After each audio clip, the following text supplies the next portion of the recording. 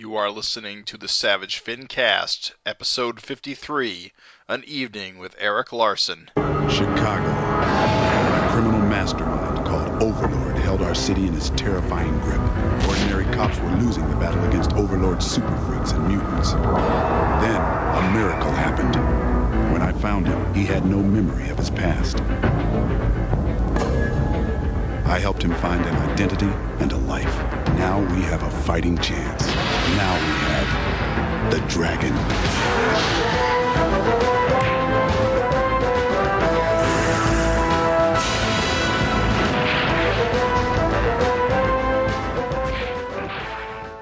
This is the Savage FINcast. The show that can't think of anything to say that's funny. Doesn't matter. I am Jim Purcell. I'm Craig Olson. Raven Perez. And Erik Larsen. So enthused to be here. Well, it's to be alive, really. Come on. Now, we're pretty excited to have you. I think last time we spoke was about probably 6 months ago, and I can't believe it's been that long. And I think it was around issue 214 was the last one we discussed. Oh. Right now, 219 came out. As of this recording was Wednesday, so our listeners will hear it maybe a couple weeks out, but it's fresh off the presses and pretty dang awesome. And we haven't talked about 218 on the FINcast yet, so we hope to pick your brain about both 218 and 219. Okay, cool. So, Yeah. Go ahead. What were you going to say, Craig? I was going to say 218 was probably one of my favorite issues in a while. I love all the backstory with all the characters, and when you do these, it reminded me of the issue that you did a while ago where you did kind of like was it a month a panel or something? What was that one where it was a day a panel. Day a panel, yeah. Panel would be, Oh yeah, that's true. we'd That be would be years 10 ahead. years of.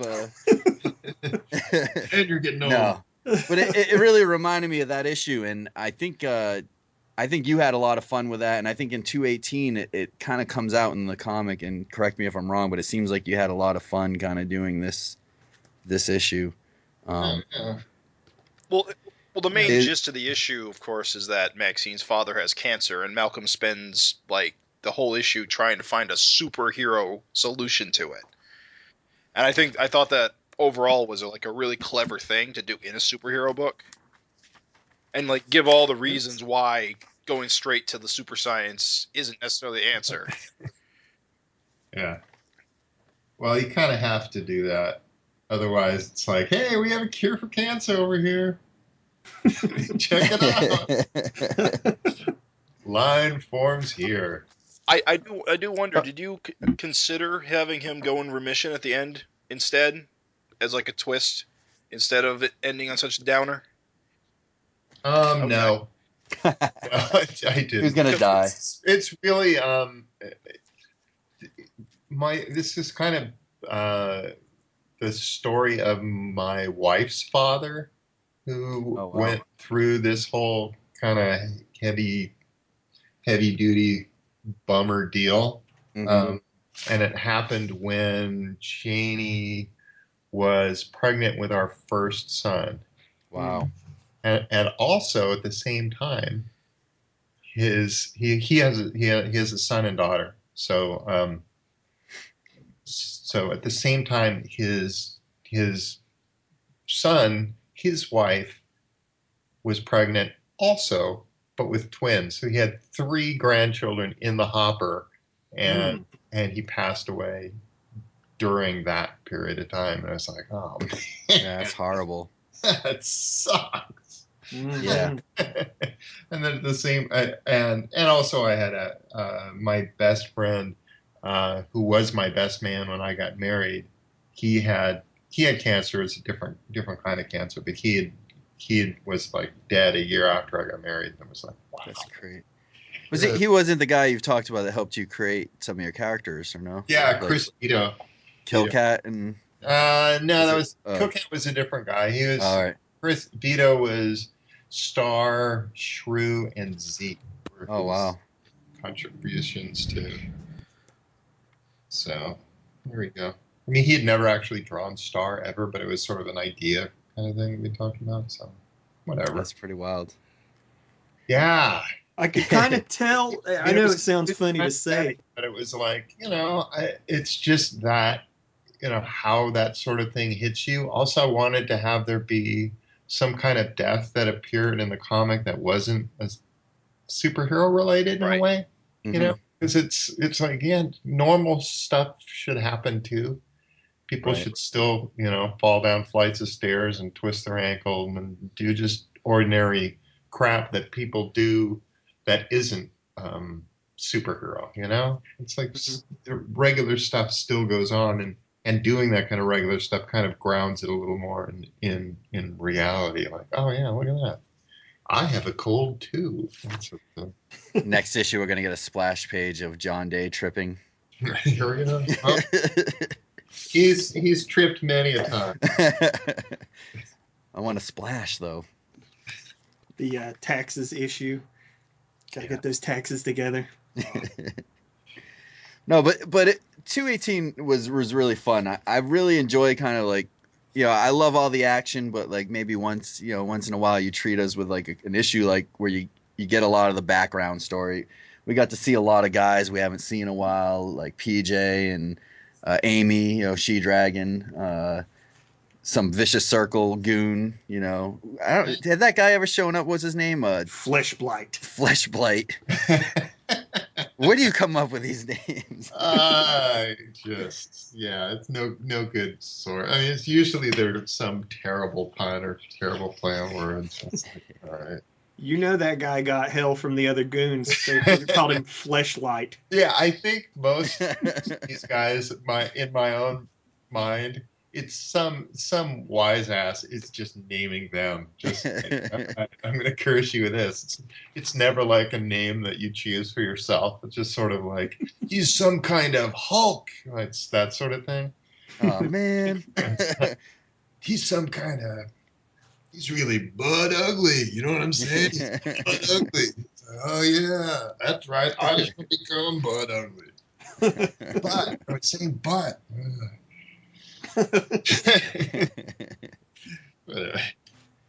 Apartment manager Craig, that gag, where Amy rips the arm off. Oh my God, hilarious! Hilarious and horrific. Oh yeah, I kind of thought that was a bit of an extreme accident, and I wonder if their homeowners covers that. Fun times, huh? It's just too funny. The kids are really a kind of a good comedic kind of break every time you see them doing something. I forget which issue it was, and there was it 216, I think, when they're like just basically ripping the clothes off of everybody. Smashing melons in the market. Yeah, I mean, all that stuff like that wouldn't work. That wouldn't work at all. That's not the physics of any of this stuff. And it's like, yeah, but it's funnier if it is. But on the other hand, it's so true compared to like, other comics. If you had these super strong kids that, were just, babies, they would just be totally destroying everything. Oh my God. Can you imagine just that? Just like, we got to get another couch again because they're just ripping hunks of just stuff on the couch all the time. Just ripped our neighbor in half. Just ripped a neighbor. It came crashing to the ceiling. It's like, man, that must be expensive lifestyle you guys are leading, and you're not even leading it. It's like this is just kind of happening. Times 3. Times 3. Yeah. God. Regular children are freaking more difficult enough. Never mind. I know it. That was a good parallel. I thought for sure like Dad was going to get his arm ripped off or something tragic. Yeah, well, the cancer didn't get him; the kids did. Yeah, exactly. Yeah, that was the setup. It's like if you've got the kids already doing this one thing to this other guy, and then you kind of repeat that same kind of same kid being held by a different guy. Look out. And then it's like, he's totally fine. I guess it helps that he's not yelling at the kid. It's like, this is not wise. Neighbor Craig? What you thinking? Yeah, because we still haven't seen the kids have a tantrum. So Yeah, I mean, real kids, they would just, if that was real and there were real kids doing real stuff like that, it's like, yeah, move to the desert or something because he's going to get a problem. the other really cool thing I think that's going to really stand out about this issue is the use of real time, and how in the same issue you got kind of a reminder of the Cubs winning the World Series and Donald Trump becoming president. And I Yeah. think, when you look back, you're going to be like, oh, I know exactly, Oh yeah, yeah. Well, I real like time. to do that because it sets it in a real time and in a real place. You just can go, oh yeah, I absolutely know when this took place and what was going on when this happened. And I think that's kind of important if you're doing a book that's set in real time. Trying to say, hey, this is real, man. Well, it is amazing. Like, one of the things I was thinking about while I was writing notes down about this was how, like, in everything in my life, I collected dragons since it came out, and then I stopped when I went to college, and then I picked it up right after. So it was like a 4-year gap I missed. But pretty much besides that, since '93 or whatever it was, I've been getting Dragon consistently, and that's like the one consistent thing that's been in my life is like Savage Dragon. And you have points in your life where you remember at what issue what was when you did something. TV shows have not lasted as long. I can't think of anything else that I've stuck with consistently than this book. And it's kind of cool to be like, oh yeah, this is when Bill Clinton was dealing with the SOS, or when Kerry and Bush appeared on the cover here. That I went to Japan. I remember buying that issue in Japan. I was on vacation. And yeah, well, there's a lot of fans will go, yeah, I had kids around the time that Dragon had kids, and my kids are growing up at the same time. That it's kind of neat that they're able to grow up along with the character. Yeah, definitely. It's really cool. And I mean, like I said, there's nothing else, TV or anything that's kind of, at least in my world, has lasted as long as Savage Dragon to be able to like see it. Maybe The Simpsons is like close, but The Simpsons is not real time, so there's no. Yeah, no, they They don't make a age. joke about that about once every 10 years. Is that Yeah, you could watch an episode of Simpsons now or an episode that's 20 years old, and you can't tell from really where it's from. Besides, if they have guest characters or something like that. But Just love how tiny you made Trump's hands. They look just like the shrunken Malcolm hand at the beginning of the issue. Just like it.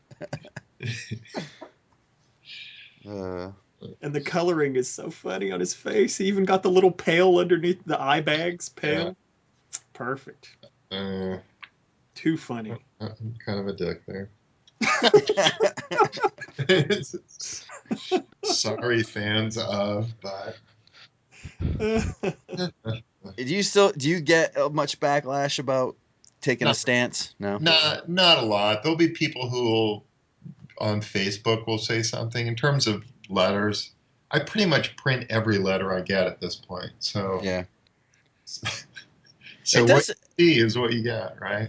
It seems like the letters pages, you've been getting more letters recently. I don't know if that's just because you've been printing more, or they seem. Yeah, it comes and goes. There'll be issues that just get 2 or 3 letters, and then there'll be issues which suddenly get a bunch. Like 217 got almost no mail.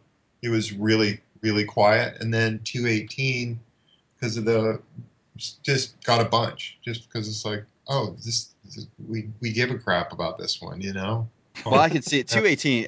Honestly, I think a lot of people really enjoyed this issue. It just clicked on every level. I'm surprised about 217 though, because you got the guest stars. I know, and you would think, because sales went up for that one because we kind of tied it as, hey, it's a crossover. You got to get both. So, but yeah, it didn't. So, oh well. Gotta say, I was surprised that the mighty one kicked the bucket so fast and was so easy to kill. Or was he? Or was he? Yeah, we always run through the hypotheticals. You're like, it's a knife. That's the thing with a lot of the deaths. I mean, really, unless you're seeing a corpse, which is really dead, then, it's like, hey, a mountain came down on somebody. Yeah, but really? But he's dead. He was stabbed through the chest. So, and a mountain was dropped on him. Yeah, and he then broke his hat in dropped. half. You can't not much of knowing about the hat. Well, I mean, yeah. Once the hat goes, it's just a matter of time. His magical skull hat. But so I'm curious. These Tales of the Siberian Snowtroopers, were those in the back issue project, or were these something else? No, those are old, right? Those are ancient. That was like, I'm kind of surprised that they held up as well as they did. But yeah, I did those when I was like 20. like 20 or 21. It was like a long time ago. I just barely had started doing comics, and Robin Snyder was packaging various things for Renegade Press, which had spun off from Cerebus.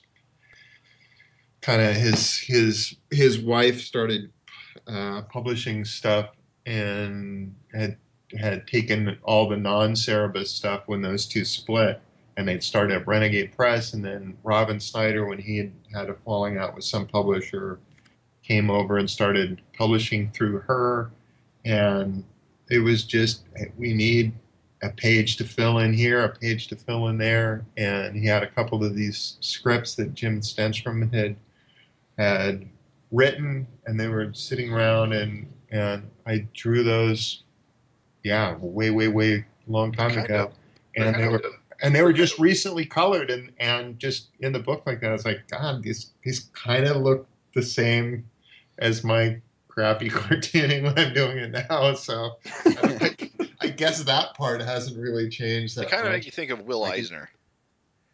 I don't know. All right. Okay. I'll take what I can get, man. Did you color these? I did not. Was it Adam Pruitt? Or? Yeah. It was. I think he colored it. Yeah. It looks like your style, like how you would color your. Yeah, he did a good job with it. So yeah, the old timey look is perfect for it. Yeah, it does, and it kind of hides the crude charm of it all. I love how the second strip has no drawings whatsoever. It's just word bubbles. Yeah. Yeah. When I flipped, I was like, "What the? Oh." Yeah. What about that talented up and comer you put on the back cover?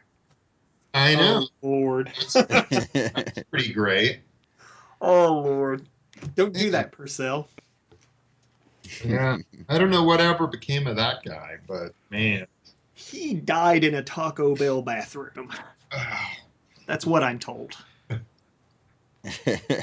Obviously, incredibly humbling, much appreciated. Totally 150% flipped my lid. And when I like, I had no idea. Like, nobody said shit to me. So when I get it, I was like, I get that last page and have like a little mini cardiac. I'm like, ripping the back covers off all the ones in the shop. Well, the funny thing is that Brandon Carr, actually, who got a strip in the funny section, so he was sort of like, people always, like Simon Malit does it too to me. They'd be like, "Hey, buddy, guess who's in Savage Dragon this month?" And I'm like, "You, I guess." Like, is that what you're telling me? You are? Yeah. When are you gonna do something? I'm like, I don't know. What are you trying to say? But like, Brandon was bragging on me, and I was like, "Oh yeah." Look at the back cover, Jack. Tell you what, I'm really enjoying Nikos's colors recently, and I don't know how far back he's been doing this, but with like the color gradients, almost like I don't know what you would call it, but it's got that kind of like paint looking great. Do you know? I'm not an artist, so to the fulls. Yeah. I think it looks awesome. It makes the artwork pop. I like what you guys are doing with that. Yeah, cool. Well, I was gonna. Oops, sorry. Go ahead. That's all right, whatever.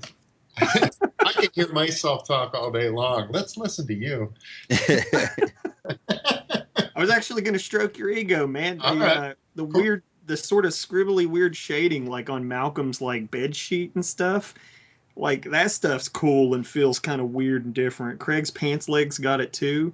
Like Yeah. that's kind of an interesting, kind of a different. I don't know. Looks different. I dig it. Yeah, I'm constantly trying to find something. You know, it's like looking at different stuff and trying to experiment and try different things out and see what works and see what doesn't. And I don't know. I'm all over the map on this stuff. I think that's what makes it enjoyable, though, because you look at something like 218 and might look different than 215. And I mean, as a fan that follows it tightly, I think like 215, you had some pages where you really slapped on the thick inks on the close up of like Malcolm's faces, and I'm sure if you don't have the issue in front of you, you don't remember, and then like other panels use real thin inks, and I think it's pretty cool. It's nice to see like the different I'm still trying styles. to find my style, man. Which is amazing to me 220 issues It later, is but really, it is weird, but I still kind of get that sense like, oh man, I just don't feel like I found my voice yet. It's well, like, dude, come on, get with it. How long is this going to take? well, do you think that other artists go through that, but just because they use different inkers, like they don't have the chance to kind of do that stuff, and it just, you know what I'm saying? I guess like, do other people kind of play around with their styles their whole career, but because they're not inking their own stuff, you don't really notice. Whereas with your stuff, we notice it. It's also different, just depending on how you're working. If I don't pencil a whole issue ahead of time and then ink it, the inks can get really kind of inconsistent because they'll be like, I'm doing one page, finishing that page, and then going on to the next page, finishing that page. There's not a through line through the whole book where it's all being done at one point. It'll be like, yeah, today I'm really in love with, Alex Nino. Oh, I love this. And the next day, I'm totally feeling something else today. Yeah. It's like so all those tools you were just using, you're just not using those today. Oh, that's cool. Your house burning down? The California's happening behind him. Comes my ride. That's true, though. You end up reading like some Jack Kirby books, and you get on a Jack Kirby stint, and then you might pick up like Frank Miller, and like I mean, that happens to me. And you start reading something, you get into one frame of mind, and that's pretty cool. Yeah, I mean, if I'm penciling the whole thing ahead of time, then it can have that kind of a consistent, like, all right, I'm going with this, and this is where I'm going, bam, bam, bam, bam, to keep it uniform throughout. But that doesn't happen that much. Mostly I'm all over the place. Where are you doing most of your work these days? Are you back at home? Mostly at home. Yeah. I on Mondays I go and work at a coffee shop in the morning, and then my buddy Al Gordon has a studio in downtown San Francisco, so I'll just go and visit him for the rest of the day and hang out there and get some penciling done. But that's cool. It's probably cool to sit there and draw and just bounce ideas or chat about crap. Just shoot the shit and do whatever. You lost your burger joint, so breaks up the day. Breaks up the week. Just okay, Mondays I do this.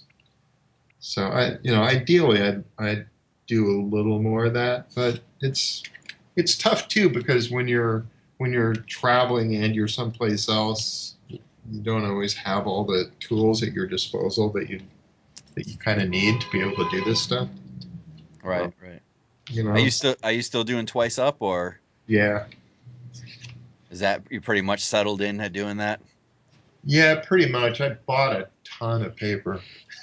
Nice. I just have big stacks of this stuff. So it's like, all right, you gotta churn your way through this stuff. And I kind of made myself a template. I'd taken a smaller page and had blown it up, so I've got all the various hash marks that I would need to be able to do. Like, okay, here's a fifth of a page, or here's a 6-panel grid, or various sorts of things. Mm-hmm. So I've carried that with me wherever I go, and it's getting rattier and rattier. And we touched on this a little bit, but you got to go out to Greece for a Comic-Con and meet Nikos, which I presume for the first time in person, or? I had met him before in San Diego. Oh, all right. But that was before we had worked together. So I had met him, and he had given me some samples of his work at that point. So and it was penciling and inking and coloring samples. He does the full thing. If for the listener, we're talking about Nikos Koutsis, right? Is that how you pronounce it? The colorist? I'll just say yes because I don't know any better. A lone tear runs down Nikos' cheek. Oops. So how was Greece? How was the Comic-Con? I didn't even realize they really, I guess because Nikos is into it, but I didn't know that there was a huge fan base for American comics over there. It's interesting to go from place to place. I mean, it been hit economically pretty hard, so it wasn't like one of those shows where there's a million people going, "Oh, I need a commission," because most people are like, "Yeah, I can't afford that, man." Yeah. So, but it's just, it's such a beautiful country and great people, and you're hanging out and just the way things are, it's can be kind of different from what you're used to. So it's like, look, I'm sitting here, I've brought along work, I'm drawing comics, and I'm drinking a beer while I'm doing it. It's like, well, that's cool.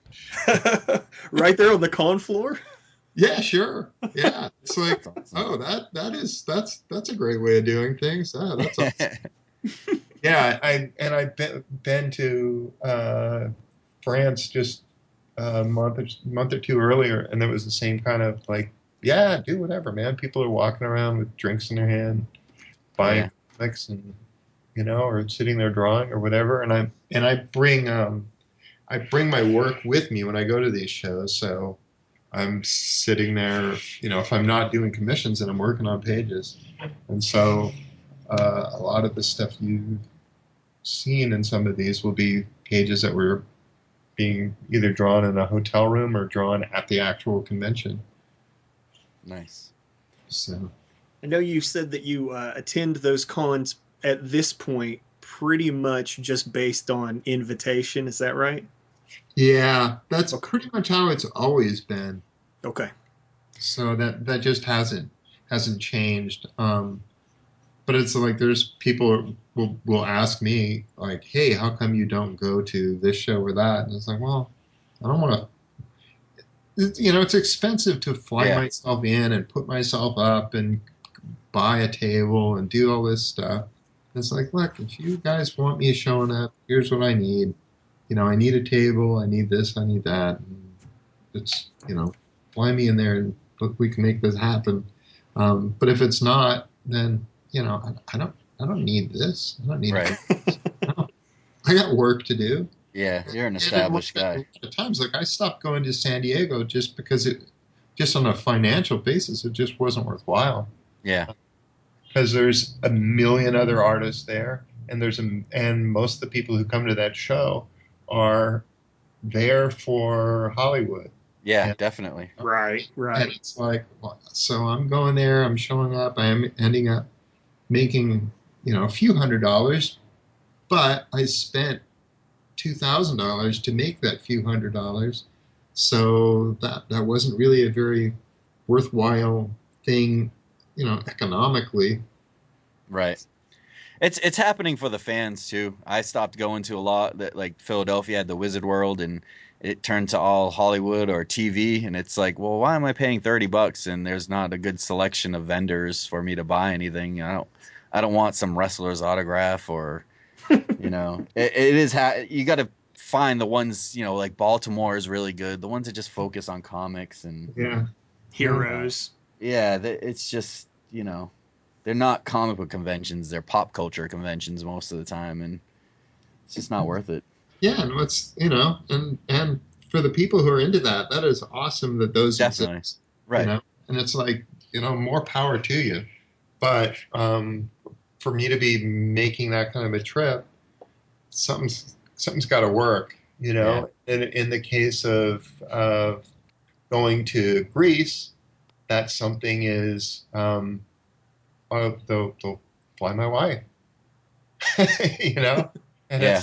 Plus, it's overseas somewhere you might have not ever been. It's pretty cool, and it's like a mini vacation. Yeah, yeah. So it is cool. It's like, yeah, this is all right. I thought I did see at one point you were signed up for like an India Comic Con, but I think you backed out. Yeah, we actually bailed on that, and that's the first and only convention I've ever not gone to, and it just came down to the news at the time. It's gotten super polluted over there, and I was reading really? this news story where they're like, yeah, being in India is like being in this area that you're going to. It's like smoking 45 cigarettes a day, and it's like, oh Jesus! I don't even smoke one. That's quite the habit to jump into right away out of the gate. So yeah. So yeah, I mean, and plus when I'm going international, I want them to, hey, fly my wife. She wants to go. Yeah, right. That's part of going. Was get a little vacation out of the deal. This will be fun. And so she's like, yeah, let's not do this. This sounds terrible. And so we unfortunately had to bail on it. But, it's pretty wild though to get invited to all these kind of places. Yeah, no, it's pretty neat, and in some cases you kind of wonder what's the thought process here. Do these people even know my work at all? What would they be? Spider-Man's popular everywhere. I guess, but how long ago did I do Spider-Man? That was 25 years ago. That's a long period of time. To still be hanging in there going, no, this guy's cool.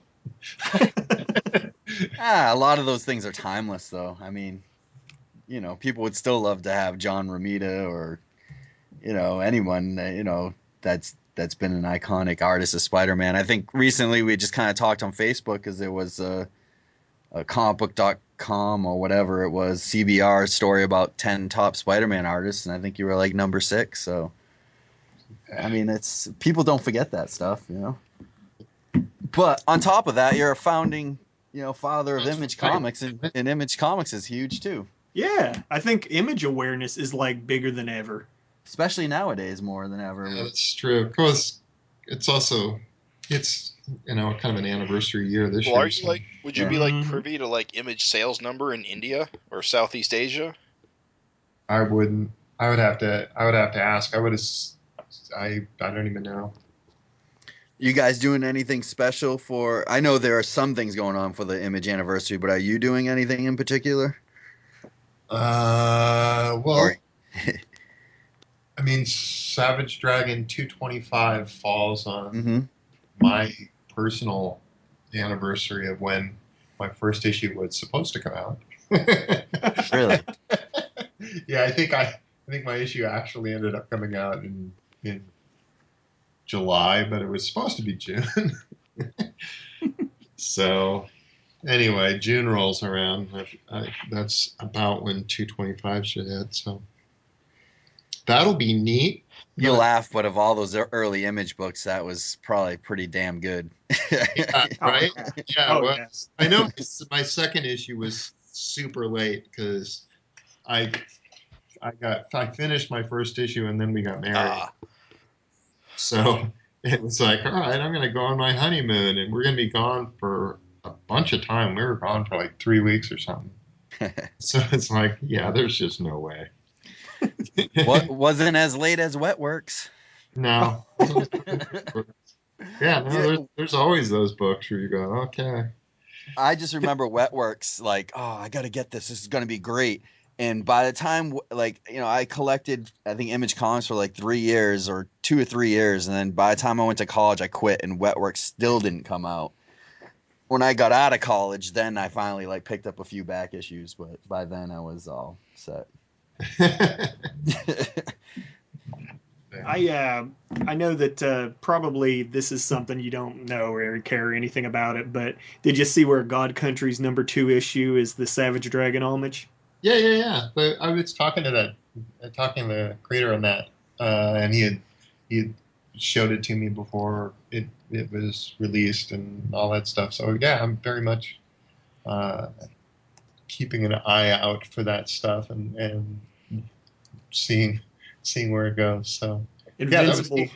Invincible took Youngblood. Yeah, Oh, that's did right. they? I didn't Like see all that. all the Image comics are doing like homage covers, aren't they?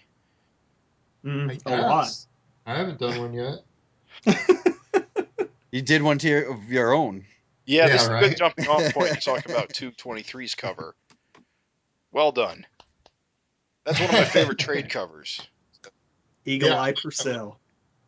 Yeah, latest you showed. I imagine you showed that cover after the issue dropped because of the whole Glum thing. Yeah. But yeah, it shows Malcolm and Angel, superimposed over a big, like massive Glum in his armor, crushing the earth. And it's a callback to that Worlds at War trade paperback cover, where instead it was Dragon and Jennifer with Dark Lord in the background. Yeah, It's great. a really cover. good cover. I think it was one of the first new trades that I ever bought that had just come out. Yeah, that cover was really great, and it's great to kind of see its composition again. Yeah. Well, that was when I was doing new covers on trades, and then it got. It's Time consuming. I'm always kind of torn on those because I don't really want to make people feel like they've got to get it a trade if they've been buying the book on a regular basis. It's like, should I be putting in all this extra, like, hey, look, there's new pages and there's this and there's that. It's like, oh, man, don't do it. I can't help it though. I need those new pages. I need it. Yeah, well, I've done it. I know you have. I own them all. But I don't like to do that. I think I have. I stopped with the paperbacks, but I have probably Savage Dragon #1 in like 8 different formats. Well, I believe it. Yeah, I did that one a bunch. And now it's like, oh, now it's black and white. Oh, Yeah. it's black and white with whatever. Here's the hardcover with the slip-in sheet there, and here's the signed one, and here's the black and white one, and here's the 99-cent version one, and here's Yeah. the newsstand version with the UPC. Yeah, they got it. Those have got different covers. It's funny because I always was like, I'll never do that. And then as soon as I finished my collection, because I finally got all the individual issues, I was just sort of like, oh shit, what do I spend my money on now? And it has so creeped into my life. I'm just like buying up variants of Savage Dragon and stuff. Hey, I was gonna ask you. We mentioned Invincible a little while ago. When did you find out about Invincible ending? Did Robert tell you separately, or did you find out when everybody else did? And what was your? I heard before. Yeah. Okay. Did Robert talk to you, or kind of bounce it off you, or did he? How did you hear about it? I mean, mostly it was I don't remember if I heard it from him or if I heard it from Erik Stevenson, but it might have been from Robert. And it's just, he just kind of told me what was going on, told me what the situation was. I mean, it's just where Corey's wouldn't be able to jump back on the book and make it be monthly. And then Ryan Otley was kind of feeling like, I've been stuck on this. I've been on this same book forever. I kind of want to do some other stuff. Yeah, which is understandable. Which makes some sense. And so it's like, rather than try and find yet another artist who can take on this book, let's just call it quits. Let's just have it come to a nice conclusion, which would be, different from what everybody else is doing. So it's like, let's do it that way. Yeah. So, all right. I'm torn though, because it's like one of the only comics I still collect regularly. It's kind of like a sister book to drag. It's in the Savage Dragon school. Erik, you're gonna be the last superhero comic at Image. Yeah. I just have to get rid of Spawn. I think concluding it.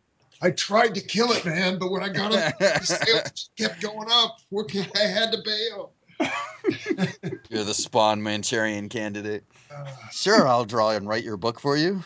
I think it's unfortunate Invincible is ending, but I do think that it ending it is better than only like 4 or 5 issues coming out a year in the end. Yeah. Well, I've done that. I've done that myself, you know. See, I'm in the other school. I'd rather just have Invincible keep going, but it's cool. I just think it has too many plot threads going on to wrap up in 12 issues. It just seems rushed, but we'll see. Yeah. Well, he's fairly methodical about it, so I think he'll get it. I'm not sure where it ends or how it ends or whatever. It's like, is this character still going to be around? Right. Could he drop by somebody else's book if that would be awesome. That would be fantastic. But I don't know where he's leaving it yet. I guess I'll talk to him, before we get there. But I am disappointed that he's not getting a new artist because he has a knack of finding guys that can draw. I'll tell you. Yeah, that's true. He's had a good run on it. And Otley is amazing. I was just gonna say Otley. Like, I can't wait to see what he's gonna be on next because that kid can draw, man. He when he first started, he was kind of like, it looked like he was trying to clone Cory Walker, and it was a little shaky. And then when he just kind of caught on, just got better, and it's like he's really incredible. Draws the best gore in comics. He really can draw. I think almost anything. Yeah. It's been awesome to have that consistency, and that's what I'm gonna miss. I had Savage Dragon. You always know what you're gonna get. Invincible, you always knew what you were gonna get. Who the writer was gonna be and the artist is gonna be. And you don't have that much in comics anymore. You don't have creator-owned comics that go beyond issue 12 much anymore. Yeah. Sigh. Yeah. I feel the same. I'm glad that there are some, books that come out there you can go, okay, well, at least Saga's still going on. At least right. Still got the same people, Mm-hmm. Yes. And there's a few of them that are like that where you just go, okay, all right. Do you know what Otley's moving on to next? Has he said anything or? I don't know. It hasn't. Nothing has been announced as far as I am aware. I think he just kind of wants to jump around for a while and just. I didn't know if he was going to stick with Image or jump to the. I think part of it is wanting to do some of those iconic characters he grew up as a kid. Yeah, definitely. That sort of it's stuff. time to dominate one of the big two and really getting great. But I could see him doing a run on Spider-Man or a run on, any number of those books and doing a great job with it. Yeah, because he can turn them around too. Yeah. Well, yeah. Well, I don't know. I mean, it might also be a thing where he's sitting there going, I've been doing this book monthly for a long time. I know you guys keep doing 6 issue arcs. How about me doing 6 issues or something? Yeah. And it's like, okay. We're just going to have 6 of them? I am glad that there's some books that are still going on that are like, all right, cool. There's still these guys still working on Southern Bastards. Same guys are still doing Outcasts. I tell you what, I enjoy Southern Bastards. I'm not a big college football. I actually don't really like college football at all, and I didn't think I would enjoy that. But somehow they've made that book really enjoyable, and the art is fantastic. Yeah. Any of you guys read Rumble? I have not. Rumble's a good one. Who's that by? I know I've got it, but it's like, there's all this stuff that I don't quite get to. Mm-hmm. I got work. Yeah, right. Unfortunately, this does consume a lot of time. Yeah, I was reading the letters column. You're like, I don't watch TV. I don't really read any comics. I was like, I understand that. Yeah. I get that. I don't do much of that stuff. I've been listening to, I can listen to podcasts some. I can do books on tape a little bit. That sort of thing can kind of work. But any TV show that requires really paying attention, that's That's why I put tough. wrestling on the background when I do it stuff. I can't listen to books on tape at work because I'll listen to it and then I'll zone out and then I'll have to rewind and I just drive myself crazy by constantly rewinding. It just does not work for me. Well, It has to be something I don't care about if I miss it. So a podcast would probably work. Like, you could zone in and out, but a book. Podcast and music. yeah. So can we talk a little bit about 219? I don't want to take up all your time tonight, but I do want to talk about that issue because it just came out and it is awesome and Glum is in it and Glum is good. Glum. It was freaking awesome. It's in high form. Love the 6-panel grids. I always like when you do that. It just it leaves a lot of room for a lot of action. Sure, how that goes over, because I think for some people it's like, oh man, it looks so old fashioned. I think it's fine as long as you do stuff like on page 3 after the splash page where you make that 2 panels into 1 panel for that one splash or image. Yeah, I mean, as long as you don't make it strict 6 panels, I think it's great. I don't know. I could go 6 panels all day long with a splash here and there because it just leaves room for so much action and so much stuff to happen. It just looks neat, and it looks neat. It's visually, it's appealing to me. I don't know. I second that. I think it reads clean, and considering how much action you had, I just think it is fucking awesome for action. Yeah, it works pretty well. I mean, I could do that all the time, but at some point, I just feel like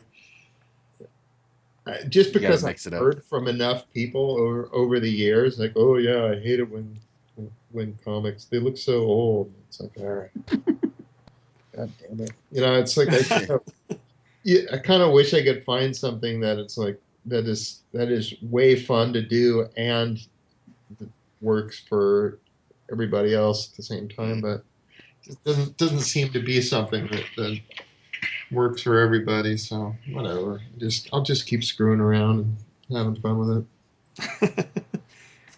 Well, you could tell you had a lot of fun with this. My God, who is the lawyer? Who is Glum's lawyer based on? Just that face. Yeah, that can't just come out of nowhere. That has to be based on something. Oh no, that just came out of nowhere. Are you kidding me? So hideous. He looks like a Richard Nixon kind of look. Yeah, it's. I actually, that's funny you said that, Raven, because when I saw that panel again, I was writing kind of notes before the podcast. I was like, he's got to have a picture from a magazine or something he's based that off of. That's like some enemy. Yeah.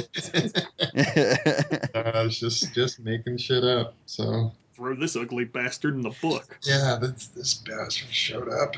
Did you ever think that Glum would evolve into the bad guy he has in Savage Dragon? On our fan page on Facebook, we kind of did a poll, and granted, it was only 30 people that kind of polled in it, but I was surprised to see Glum kind of win that poll over guys like Dark Lord and Overlord. And maybe it's just because he's, it's that time where he's in it now and he's fresh. But and it's recent. But he really is an evil little bastard. I think bastard. It's more just that he's been in over 100 issues, where all the others less so. Or that's true. He's probably been the most consistently featured kind of character of all the major bad guys. Yeah, that's true. Yeah, I guess. I mean, Overlord keeps showing up, but it's always like a different dude. It's like, it's like, Well, it's weird because Glum still feels like a relatively new character because he showed up, so late in the series. Which is not late in the series anymore. It's like 120 issues. Yeah, holy crap. Yeah, and then he first showed up as that planet. It was just like this grimacing planet. Yeah, he kept kind of earlier. That looked a lot like either Hellboy or Hercules knee pads when you first saw him. Yeah. I mean, the first time you see him as the planet, the first time it's a lot more flexible and expressionist. It's got more range of expression than he later does. But that was kind of where when I came to creating that character, that's where it kind of sprang from, was that one evil planet that I'd drawn. And then he started off in like your comic strip phase when you were. Yeah. He was the Hobbes to Angel's Calvin. It almost seemed like it was just going to be like a one issue kind of throwaway character, just set up a gag, and he managed to stick around. Yeah, he was actually more of the Calvin to Angel's Hobbes. Yeah. Like he's this evil, scheming little bastard. Little plush doll. Much hand wringing. But Toady in the armor is just fantastic. That was what I wanted. Toady taking over. He's the boss now. Poor Toady, we hardly knew you. Oh, I love the giant poot sound effect, and he just gets shitted out.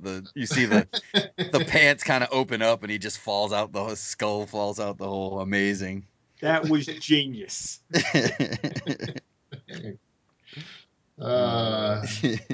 Yeah, poor guy. He was living the life for a while. He was living the life, and then it's like then you had to jump into that armor, and that's what did it. Let's talk about Mr. Glum's little 2-piece, 3-piece suit here. I love how he actually decides he needs to dress up to be in court like that. They probably made him dress up like that.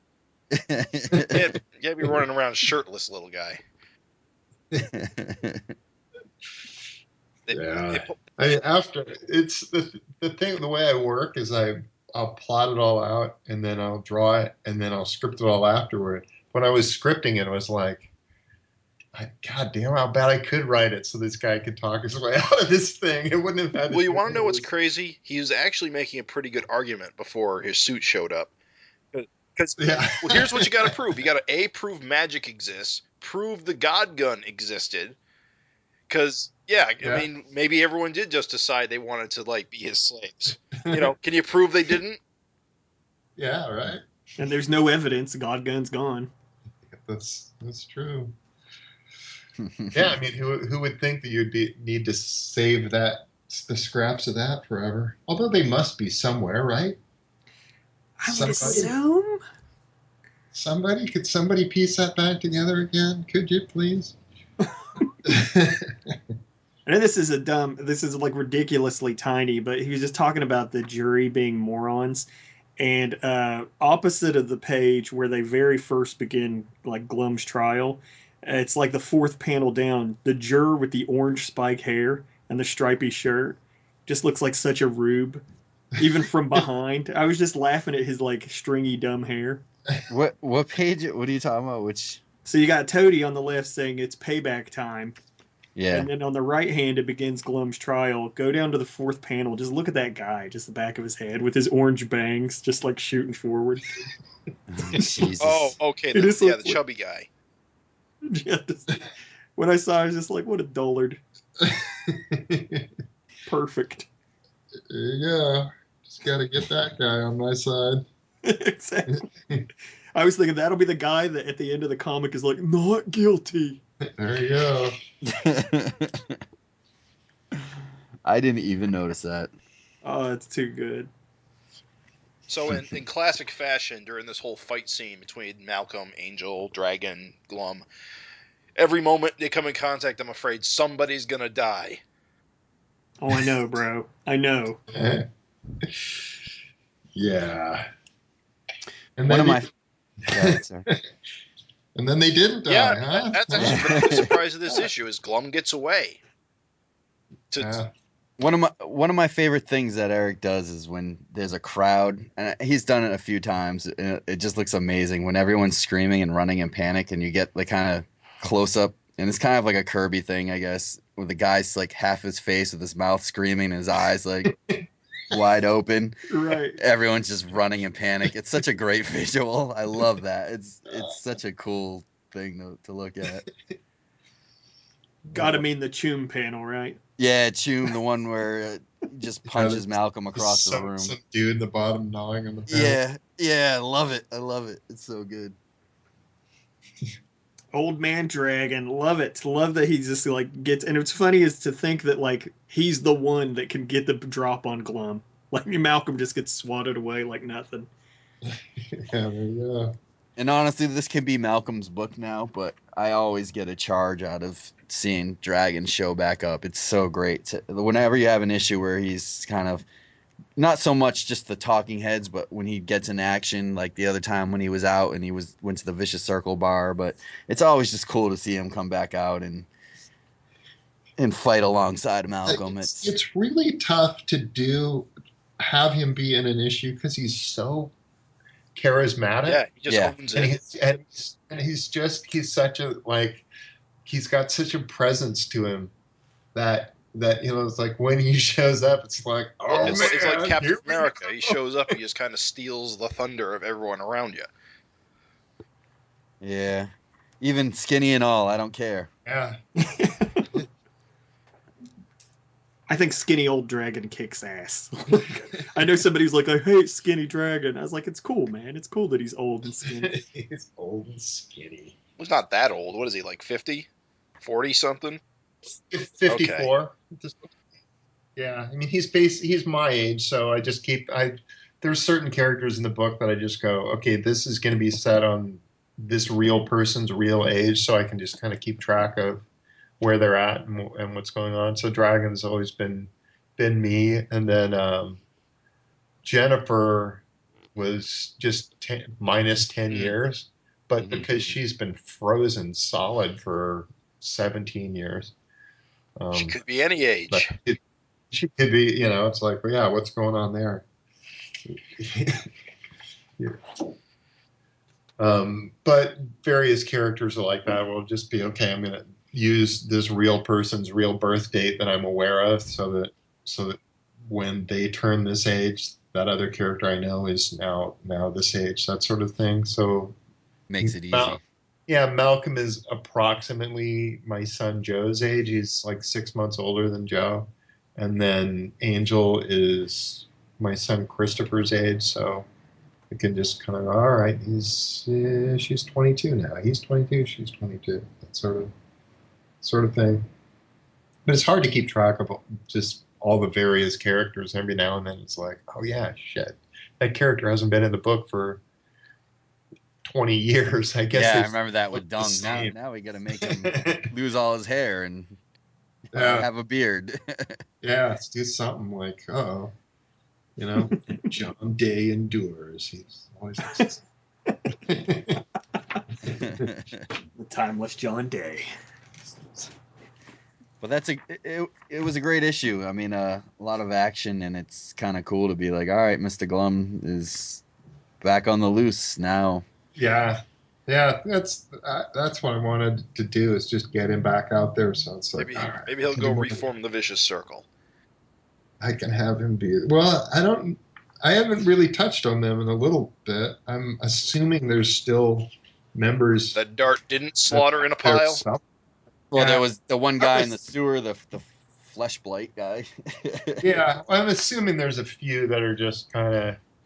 I didn't put all the big names out there in that heap of dudes. It was like, it's mostly. That was 215 when Dart severed everybody's head or killed everyone. Mostly losers. I mean, if you look at that, they're all the throwaway dorks. Well, one of the corpses in the little squiggles kind of looked like Rogue Warrior. Rogue Warrior, it wasn't one of them, right? Say it ain't so. Okay. No. He's too cool for that. Characters like that are like bigger, real characters. Yeah. I'm not going to just dispose of them in a tiny little panel where you got to squint to find them. Okay. But I guess let's talk about 215 real quickly. I don't want to dwell on it, but I was a little perplexed by that scene about her killing all the VC guys. Did we ever get any backstory on that, or is that just because she's just a psycho? Right, it's bathing in their blood because reasons. Is she had that crazy cauldron. Is she into like some kind of dark arts or something, like heads mounted on the wall? Yeah, I guess she is sitting there going, well, these kids aren't going to be, if you drop them in a regular standard issue fire, they'll probably just be fine. Like, oh, Yeah. all right, what the hell was that about, lady?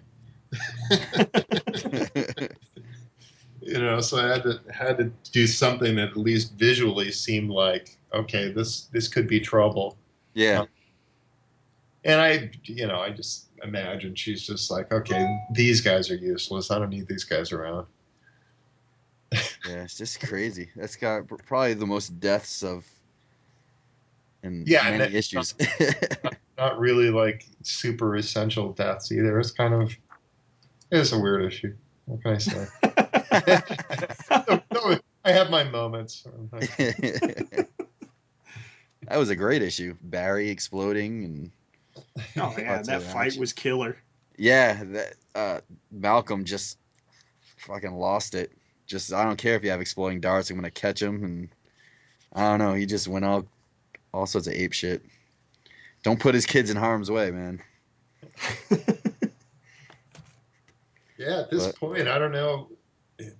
I mean, we haven't really established that much, like, just how tough are these kids? I mean, we've seen them breaking fingers and fucking with people somewhat, but it's like, if some badass came crashing through the wall. We never really saw Malcolm at that age. Was it implied that he was about that strong when he was that young? I'm assuming so, that he was also a badass, and that he was probably every bit as much of a handful at that age, but he was in Vicious Circle. No, he was Covenant of the Sword. I wonder how many Sword. arms of Covenant of the Swords people he ripped off. Yeah. They had their plans. Sorry, guys. That's kind of a group that disappeared with the other universe. Yeah, it did, and I don't know. It kind of never felt. I never felt like I should be using them that much because it seemed more. I mean, Keith Giffen came up with them. I see. Oh, okay. And it felt Was that like with Super Patriot or? Yeah, and so it kind of felt like, well, these aren't really my dudes. I kind of. Yeah, I can see that. There's certain characters like that I just kind of am just shying away from a little bit. It makes sense. Yeah, it makes sense. Mm. Yeah, just assume that without Dark Lord's guidance, he just kind of dissolved away. Yeah, I'm supposing that something goes on, but there'll be stuff, characters. I got plans. God damn it. Yeah. Fun times ahead. Do you think in terms of a year, or I think didn't you say you're kind of just sort of playing it here by issue? You still have to think somewhat ahead because you have to solicit, a few issues ahead all the time, and so there's constantly well, I want to get to this place by this and this place by that, and the kids will be 2 years old by this point, and just have a residual awareness of where things are and what things are going to be. I skipped Christmas this time, and it's like, okay, well, they're still pretty young, probably would be pretty blissfully unaware of Christmas. Yeah. Mm-hmm. So I didn't really feel like I needed to go, well, let's do a Christmas issue where the kids can just be knocking over a tree, because I already did a knocking over a tree in one of those catching up issues. Right, you did. That's right. Almost like issue or two before, you had done that already. Yeah, I kind of ran through a few months there pretty quick. And a lot of it, I just don't want it to seem like it's super redundant too, because a lot of the kid gags can get to be like, all right, they're gonna screw something else up again. There they go again, those wacky mouth dragon kids. Yeah, it's like how many ceilings can you crash through, and how many tables can you break, or sofas can you destroy, or supermarkets can you fuck up? Eventually it's just like, all right, this is essentially the same gag again, only in a different location.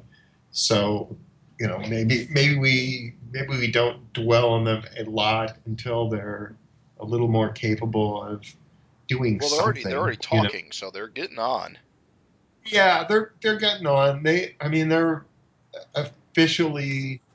official birth date is what, September or So something? they're 1.5, give or take. Yeah, so they're 1.5, give or take. So it's like, okay, they're getting to a point where they should be walking. It's like, holy crap. Now we're in real trouble. Yeah, they're getting teeth and saying words and all kinds of stuff. Saying words and stuff. I'm interested to see if you're gonna make like the one kid that's what's her name's Tiara. Not Tiara. Oh, God. Huh? Jackson. Super strong. God, why am I having a brain fart? He's got it on both sides, doesn't he? Jack. He's got. Yeah, Jack's got both sides. He's got. There's no reason. Like Angel's son is Jack. Right. That's it. Yeah. To be fair. Jack. So yeah, is he gonna be Jackson? Depending on super strong. Is Angel? Has it been said or shown that Angel is stronger than Malcolm, or? It hasn't really been stated outright. Because Jennifer was stronger than Dragon, right? But also, Angel's strength didn't kick in until she was going through puberty. But Jennifer's didn't kick in until she was much older, Pretty right? much ordinary. So, is Jack suddenly going to reach puberty and just be like jacked? Completely out of control, like, oh, I could lift up a car yesterday, now I can lift up a city. Please let there be city lifting. Be so awesome. Splash page 2 up. And then it's eventually it'll be okay, now whose book is it going to become now? That sort of thing. So. And we haven't seen if any of them have inherited the lightning powers either. No, none of them have. Which would be. They won't. Remember, he was freaked out at the time. Freak out. Oh, okay. Yeah, you're right. Yeah. So he was that deliberate? Yes. Gotcha. Yeah, I wanted Malcolm to be able to have his own unique power that differentiated himself from his dad, and then I want the kids to be able to be different from that. And Jack will be Zeke level strong. Yeah, and Jack will be crazy, and I don't know what I'm going to do with the other two. I'll figure it. I got time. This is a nice thing. Just be like the Ninja Turtles. Just take one arm off, make one half cyborg. Could do that. Yeah, give an eye patch to one. No, I'm just kidding. I could do. You can do any number of things, really. Once piss off all your fans who don't think that things will ever return back to normal. No, at this point too, they're 1/4 dragon rather than half. That's true. So, with each step, it's a little more diluted. Yeah. So it's like, all right, well, what does that mean? I do think it was pretty ingenious for you to kind of make the dragon type characters all different shades of green, which kind of helps, between. Yeah. It makes sense, and it kind of helps. Yeah, it helps. I really pushed them pretty far too. So it's like, all right, this one's going to be really bright green, and this one's going to be really. They're pretty different. Oh yeah. It is confusing with Nikos. Oh yeah, because you can't really tell in the pencils. Which baby is which? In the black and white, it's not super easy. So at this point, it's like, all right. So Jack is always going to be wearing a striped shirt, and he's probably got all these like sticky notes on. Amy's always going to be wearing a dress, so That's right. But it's like facially, Amy's pretty different just because her eyes look really different. But yeah. Even so, it's like, holy crap, man. It's tough to keep it all straight. Cool. Did we have any questions from the listeners? Let me pull that back up. We only really had one actual question because it sort of deviated into self-homage discussion. Okay. Oh, yeah. Do you have that question? No, I said I'm pulling it up, and I appear to have lost it. Ah, I got a time dead air. filler for you. Found it. I gotta ask. Let you do your thing, and then I'll ask later.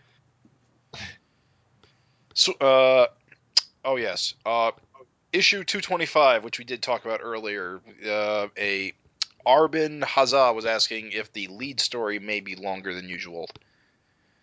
Probably too far in advance to even guess at that. Maybe. Likely. I'll probably do some new backup stories, at least, that'll be inked by different people. So there'll be a bit of that, and there'll be some dropping in of older stuff and different stuff. I know we're talking about coloring the very first Dragon story, Graphic Fantasy 1. Just having that be in color, because that's never been colored before. It'd be kind of cool to color it kind of old-timey looking and have it run in the book and run some other weird shit that I can find here and there. You got that Mighty Man story from the Athens Con. Is that going to be reprinted? That's going to be a one-shot. Okay, cool. So we just solicited that. Wow. So that'll be coming out. You haven't done a one shot in a long time. What's the last one shot you did? Either the Mighty Man reprint or She Dragon. Really? Has it been that long? I feel like it has. I mean, unless you count giant-sized Kung Fu Bible stories. Yeah, there you go. Yeah, But that wasn't really Dragon. Yeah. Yeah, because then you had all the back issue project books too. Yeah, that's true. So yeah, I've done a few little one-offs here and there, but it has been a while since it's been anything Savage Dragon related. So you're gonna draw a few stories, kind of like issue 100, where you're gonna have other guys ink like some 4-page stories or 5-page stories. Yeah, something like that. I know there's a few different guys I've been in contact with that I haven't worked with on this book at least. So it's like, all right, let's cool. Try them out and see how it goes. Can you name any names, or too early yet to? If they end up dropping out, then it'll be a lot of tears on my end. But Joe Sinnott said he'd at least ink a pinup. Nice. And I've been talking to Tom Palmer about inking a backup. So it's just like, well, that would be cool or weird. Joe Sinnott, from back in like Fantastic Four, Jack Kirby, Joe Inker. Yeah, well, I'll come up with something. Oh, you got to come up with something really cool, somewhat Kirby-esque or something. Yes. Oh God. Let's do something with that. There's always those cool guys who've been around for a number of years, and just to see like, well, what the hell would that look like? I had the pleasure of meeting him maybe 6-7 years ago, and he's such a nice guy. I bought his book that forget what company prints it, but great book, and he's really nice, and he's a great artist beyond just the inking. Yeah, no, he's good. I missed who it was. Joe Sinnott. Okay, doesn't ring a bell.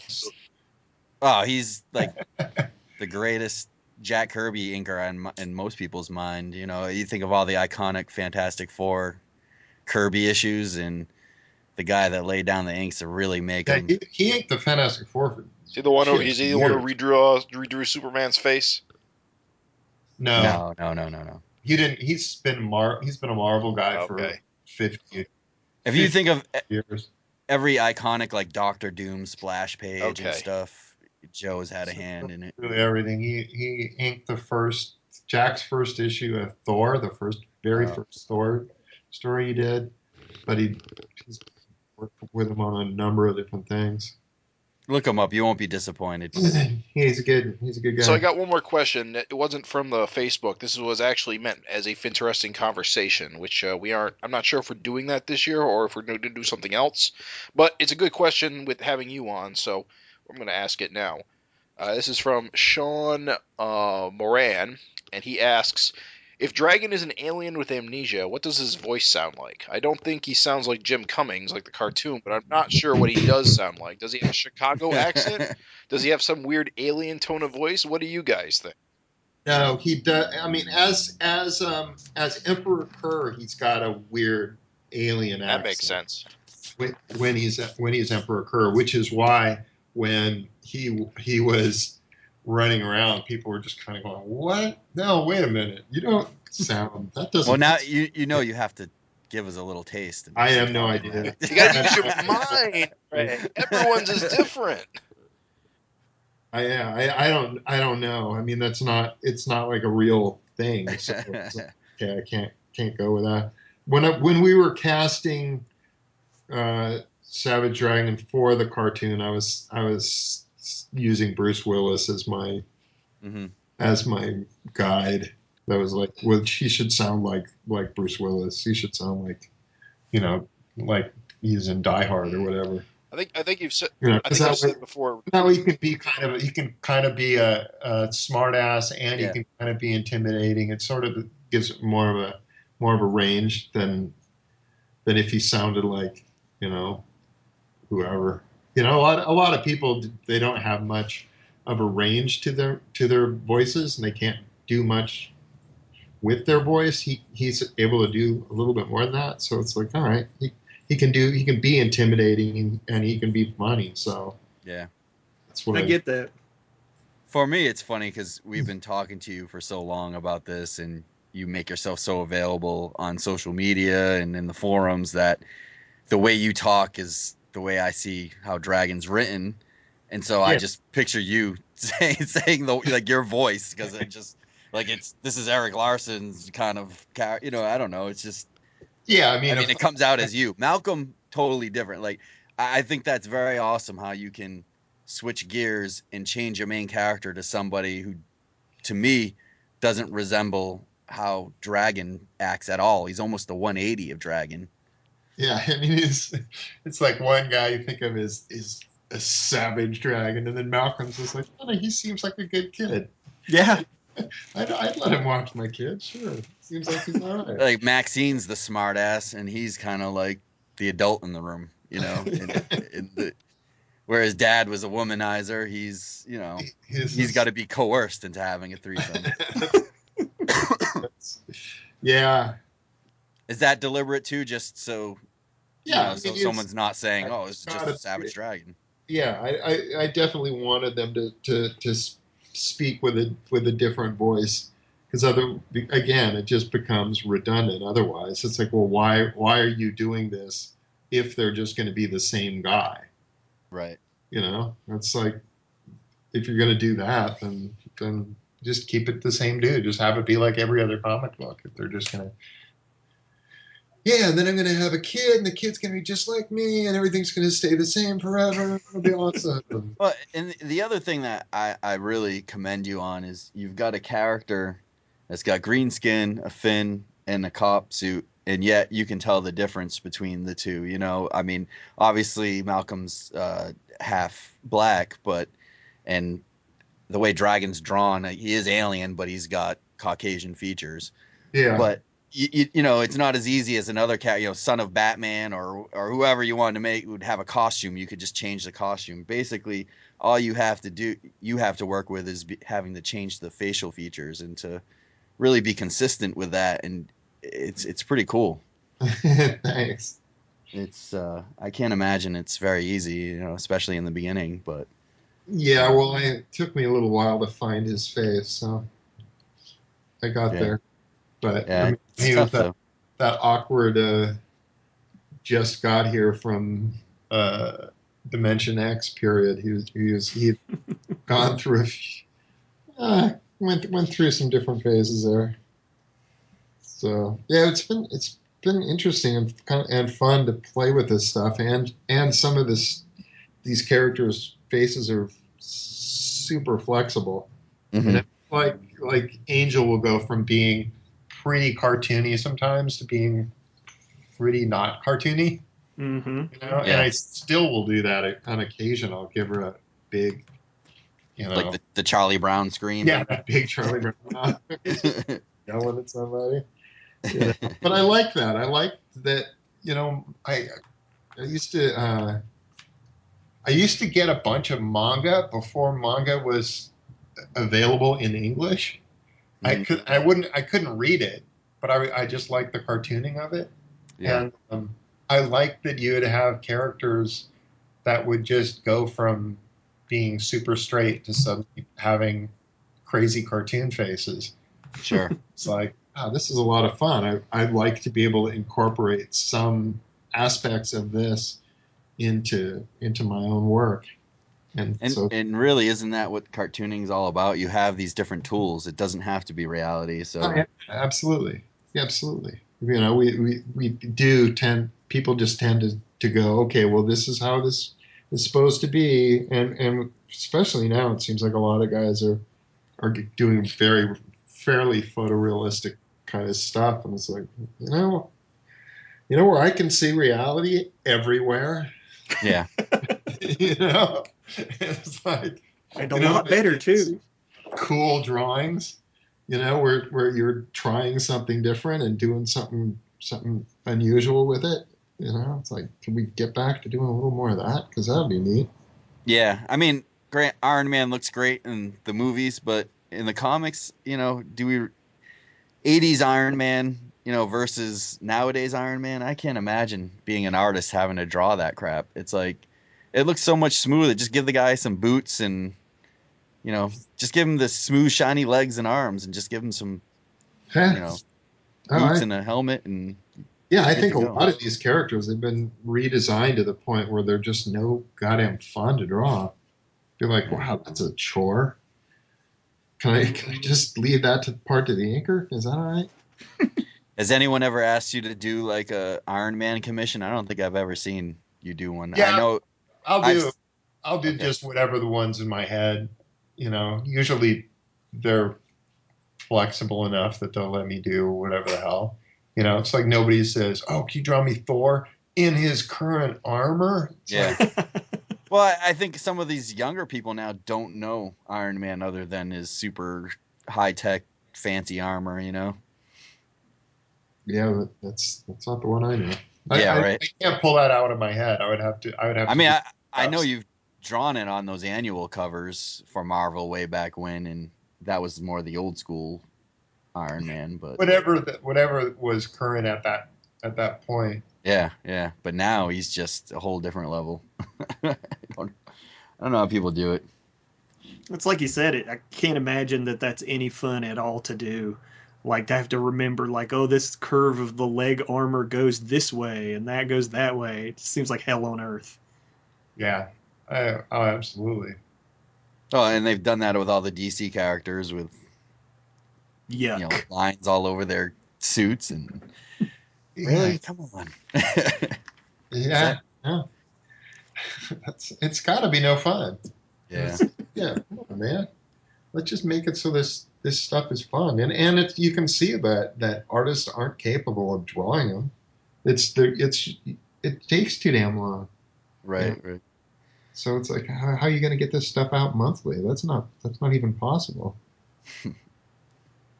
Well, I want to ask you just a few more questions before we let you go. I know we've taken up a lot of your time.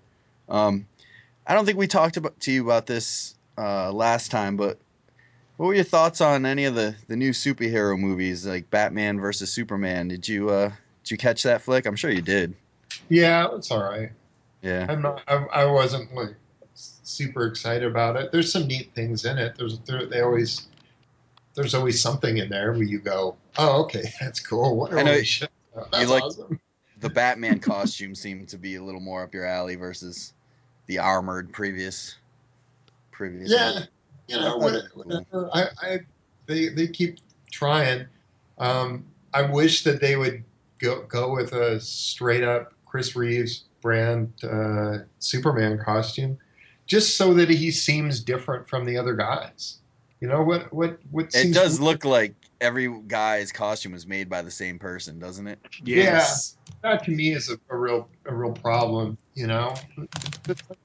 Have him be different, have him seem different, and especially if you had in that Man of Steel movie, if you had those aliens showing up in their armor and he's sitting there wearing a costume that his mom made for him, it'd be like, that would be awesome. It's like he's in tights and they're all torqued out and their stuff. It's like, yeah, there you go.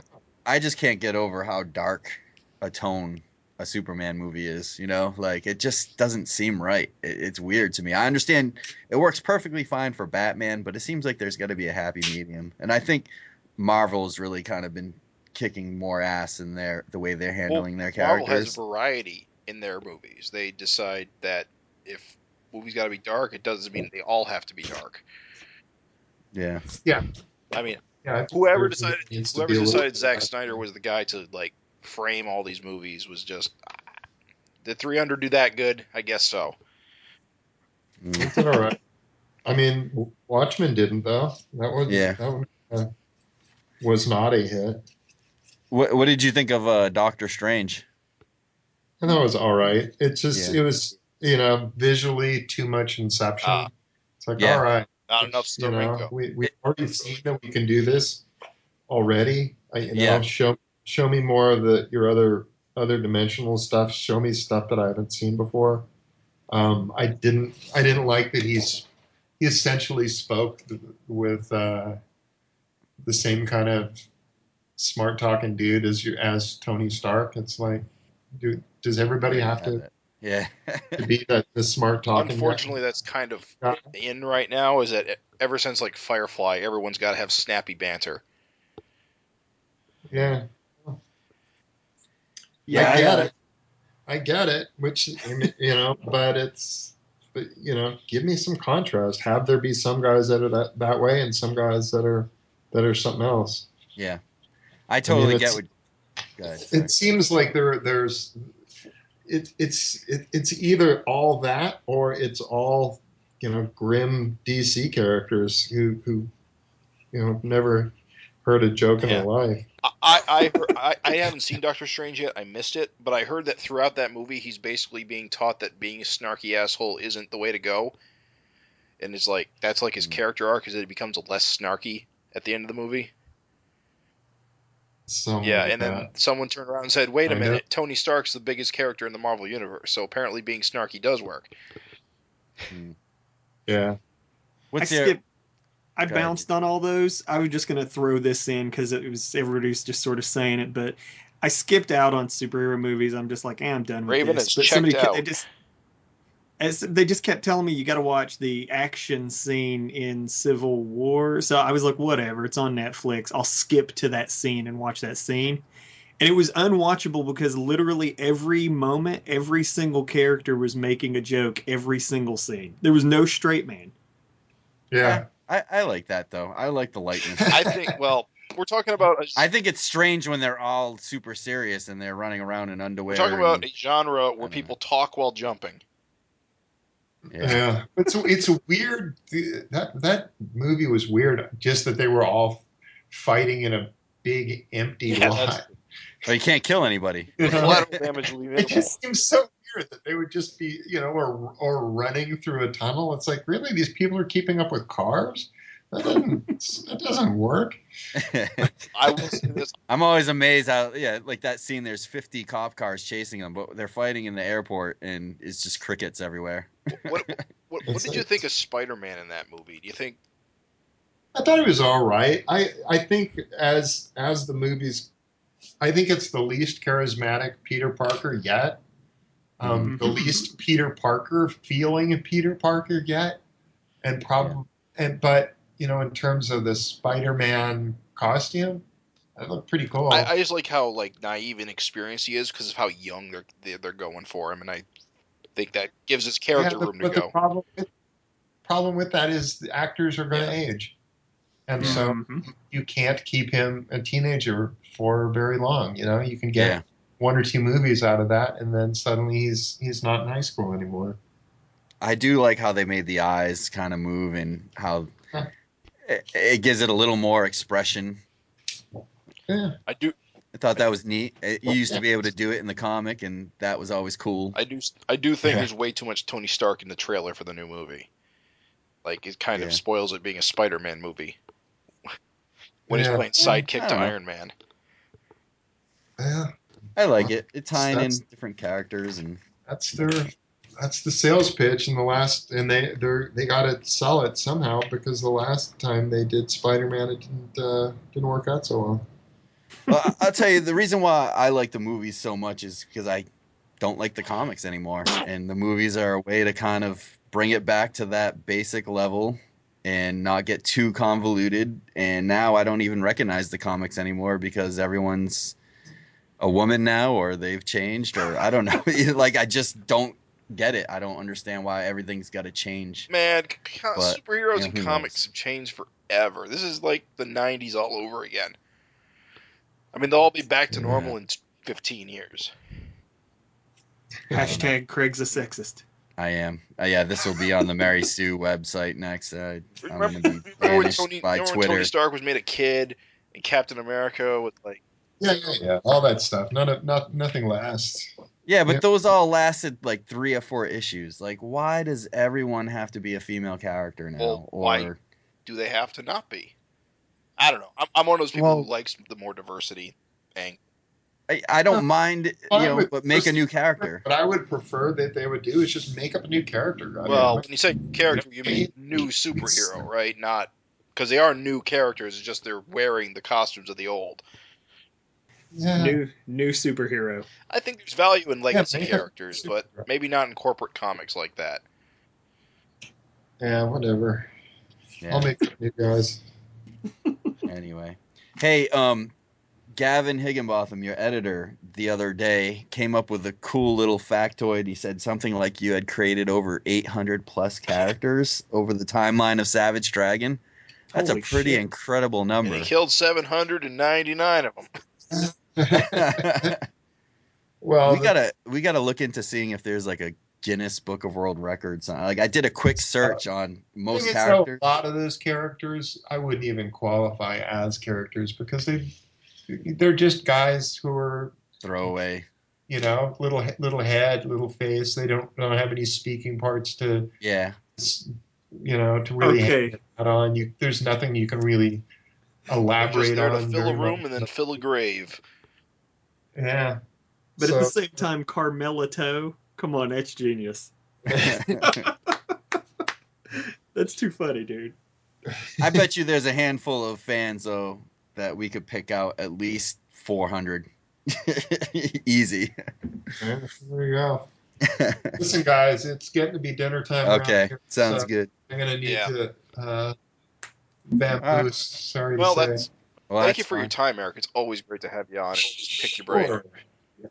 Yeah. If you want to do this again, you don't need to wait 6 months. All right, sounds good. All Well, it's right. great talking to you. Thanks a lot. Okay. Talk to you later, guys. Think it's over. All right. Bye bye.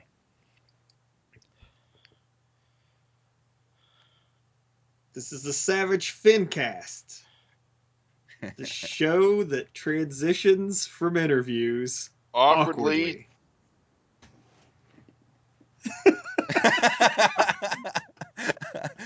Awkwardly.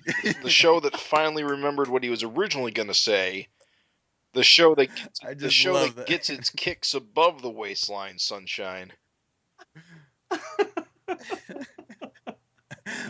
just love how he said awkwardly. Please in the keep background. that. Please keep that. We're in the still show. recording. It goes in. It's beautiful. So just no, it's great having Eric on. He tells us we can have him on any time, but it's just so special when you wait. We're still doing that awkward thing, Yeah. right? abstinence. It's a choice. Just real quick, we don't really have any news. Although it was I did see an announcement that there's actually a new issue of Big Bang Comics coming out from AC Comics called Big Bang Universe number 3. Apparently there's been 2 previous Big Bang Universe comics. Yeah, from really? AC Comics. Apparently we missed the news, or I don't know. They came out like last year.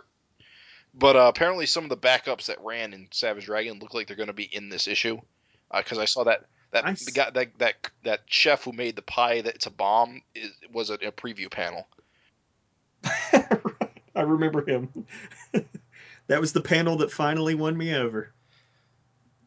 And Big Bang, for listeners who might not know, Gary Carlson is kind of one of the co-creators, and he's the guy that created the Megaton comic where Savage Dragon kind of had a few adventures before he actually became the real Savage Dragon in Image Comics. Small Fin, Paul Dragon, right? Yeah, and no, I think so. Paul Dragon definitely had a small fin. Yeah. And actually after Megaton, he created Big Bang years later, and that I forget what comic company it started at, but it went over to Image with, I think, Erik's help, and I think it ran for like 20 or 30 issues. I have them all, I just don't remember, but it's a really cool comic that kind of... But now it's at AC Comics, home of FemForce. Okay.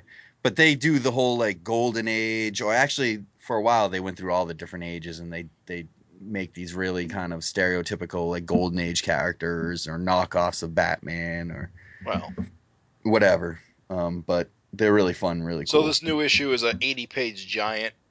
Looks like it costs $10, being solicited in May 2017 through AC Comics in the back of previews.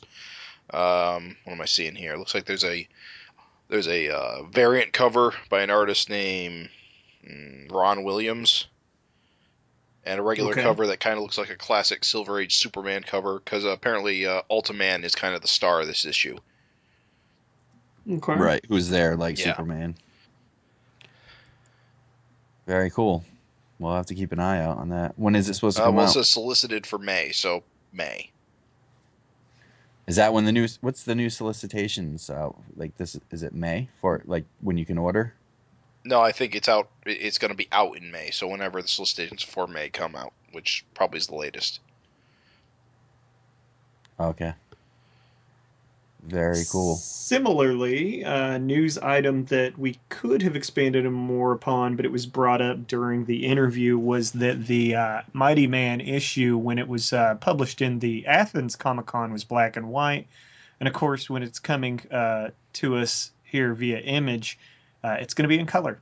So even if you did get the Athens Con exclusive, you still will have something new to look forward to when it's printed and available here. Nice. I'm waiting for my issue as well. You said you're getting one? Yep. So I'll have, and it was funny, he's like, you do know it's going to be reprinted. I was like, I'm past the threshold. I'm double dipping all over the place. Yep. So don't worry about it. So are you wanting to just sort of do a little sign off? Yeah. Well, you got to do 220 solicitation, right? Where even is it? Hold on here. Let's do Savage Dragon 220. Oh, so professional. Simon, he was like, I can't believe you left in the part where you're looking it up on the internet. It's like only the best for the Savage. My editor messed up. I'm sure we'll say something like Malcolm Dragon in a comic. So I think it's time for us to take a look into the future. What do you say, fellas? Let's do it. Stop. No. I have no choice. I feel it coming on. Savage Dragon 220. While Malcolm Dragon copes with a world-conquering menace, inexplicably pardoned and set free, Angel Murphy finds herself back in Dimension X, facing her greatest foe. Does that actually say pardoned? Yep, inexplicably pardoned. Fascinating. The miracle of 2 month in advance solicitation. There you go. So that'll be dropping February 8th. That's a mere heartbeat away. Very exciting. Nice. This current arc with Glum on the Loose, I can't, and especially with that cover for 223, I kind of hope I really hope it isn't the end of Glum. I just hope it's just another great Glum adventure in villainy.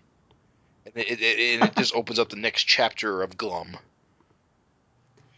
I gotta say, I feel like that's going to be a guy who, Bagoom, I don't think he's going anywhere. I feel like he's going to be with us for a probably another at least 50 Another issues. 50 years.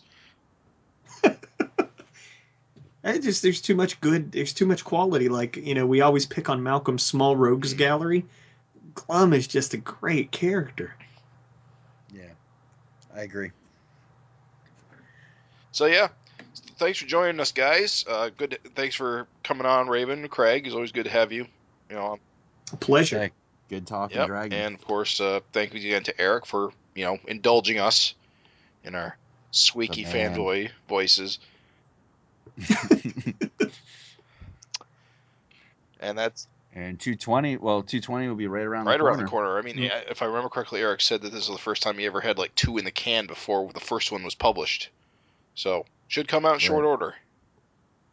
In 25 years, the first time. What? I don't know if it was the first time or it was just a wet and while. Oh. I think he said it hasn't been a while, but you got to think. I mean, he's been doing it for 25 years, so for it to come off as remarkable for him, it must not happen too often. Gotcha. All right, thanks, folks. See you next episode. Peace. So, off of the recording, let me tell you guys a real funny story real quick.